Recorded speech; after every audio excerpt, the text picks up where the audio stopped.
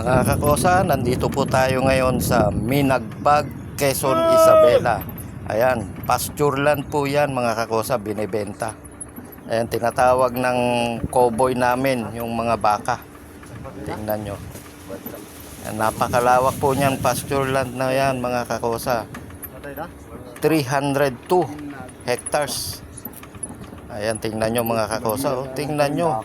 Yung bunbun, yung ulo ko medyo manipis na. Medyo nakakalbo na. O, ayan mga kakosa, sobrang init po niyan. Alas 10 po kami na nag-iikot dyan kahapon ng Biyernes. Ayan, napakalawak mga kakosa.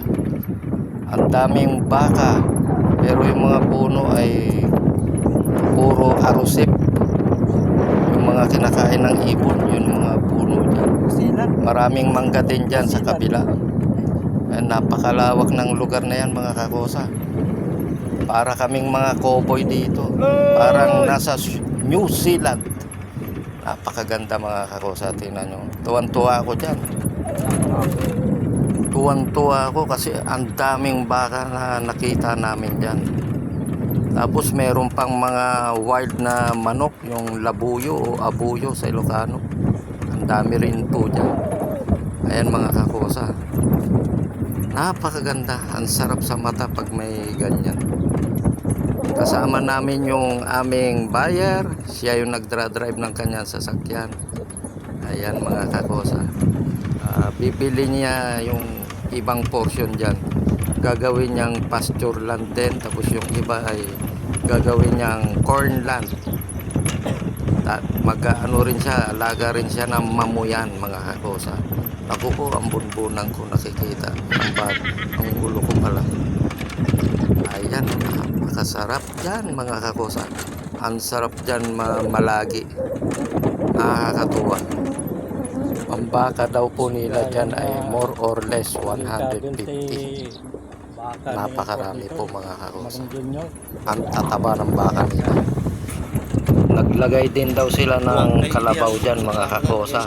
Kaso naging white dahil pinapahabol daw sa kabayo. Kaya yun, nagiging white yung kalabaw nila. So ang ginawa nila, tinanggal na lang yung kalabaw. Puro baka na lang yung mga natira. Habang nandito kami, ang daming umiikot.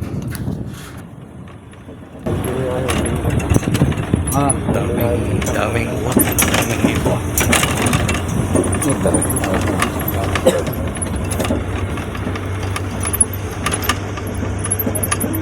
300 hectares.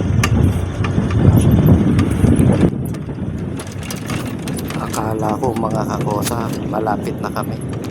Malayo pa pala, sa kabilang bundok pa pala kami. Grabe, lawak talaga na itong pasture land na to mga kakosa. Maganda sana to mga kakosa kung may kalsada na rito. Lalo i-improve tong lugar na to pag may kalsada.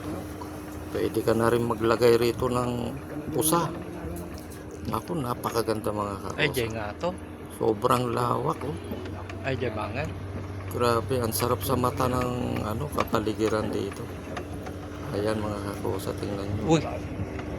Yan ang kapaligiran na nakikita namin dito. Napakalawak, greenish.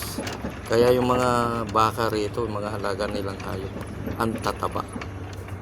Tingnan nyo, ang daming damo, ang tataba.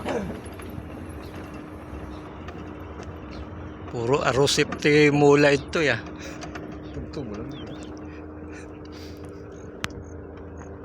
Ray, nyapag nan tayo. Well, pina sa lugar ay. Ito yan. Pag nain tayo, nagasiligmay. Bagay ah. Di ka naman ako. Kaya pag nandiyan lang kasi. Sabi ng cowboy, malapit na lang daw. Malapit para sa kanya, pero para sa amin malayo pa yan. Malayo-layo pa yung pupuntahan namin. Habang nagbiyahe kami dito, nag-i-enjoy talaga yung mata ko sa ganda ng kapaligiran. Nakaka-relax dito mga kakosa. Masarap tumira rito. Todo manin. Pero dapat pag titira ka rito, marami kang abasto, marami kang pondo na pagkain. Tapos yung meron kang sasakyan na 4 wheels, pick up, maganda dito mga kakosa. Ayan oh, kanta ng tanawin dyan mga kakosa. Kung kayo ay sanay na sanay sa mga building, maraming bahay, dito matutuwa kayo sa kapaligiran. Wala ka masyadong makitang bahay dito. Nasa malayo na yung mga bahay. Sobrang layo. O ito, kung magawa lang tong kalsada na to, napakaganda mga kakosa.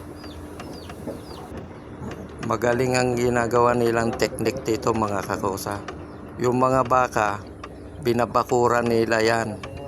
Para yung doon sa portion na binakuran nila, doon lang kakain yung mga baka. Ngayon pag nakalbo na yon, ililipat nila yung baka sa maraming tumubo na damo. Ayan, tingnan nyo mga kakosa. Marami yan, maraming baka dyan. Palipat-lipat ang ginagawa nila sa pwesto ng baka. Ganun para yung damo hindi maubos. Pero sa lawak niyan mga kakosa, hindi talaga nila maubos yung mga damo dyan. Pero siyempre kinokontrol nila para tumaba talaga yung mga baka. Kasi pag malayo nilalakad ng baka, siyempre matatanggal yung mga taba-taba nila. Medyo magiging slim yung katawan. Kaya kailangan nasa isang pwesto lang sila, hindi masyadong nagalaw, panay lang ang kain para tumaba sila. Ganun ang ginagawa nila sa baka. Dito na kami tumigil mga kakosa, dito sa part na to, at pinakita namin sa buyer kung saan banda yung binibenta na lupa. Kasi tingi lang yung bibili niya, tinuro ng may-ari, dito lang kayo makakapili. Kaya medyo nagtagal kami dyan. At eto na nga mga kakosa, pauwi na kami rito. Tinatawag na ng cowboy nila yung mga baka, isang tawag lang, takbuhan na. Ayan mga kakausa, nakakatuwa. Humahabol ng mga baka dyan. Hinahabol nila kami. Ang bibilis nila tumakbo mga kakausa. Tingnan nyo naman kung gaano kabilis yan tumakbo. Pag lumalapit sila ng konti sa amin, nahinto sila. Ayan, ang dami, nakakatuwa. Sayang, pangit kasi yung cellphone ko, hindi ko ma-zoom. At talanganin din ako dito sa sasakyan, baka matumba ako. 5 grupo pala yung mga baka na yan. Yung iba malayo, kaya hindi ko na nabidyoan. O paano, maraming salamat sa panonood. Mabuhay!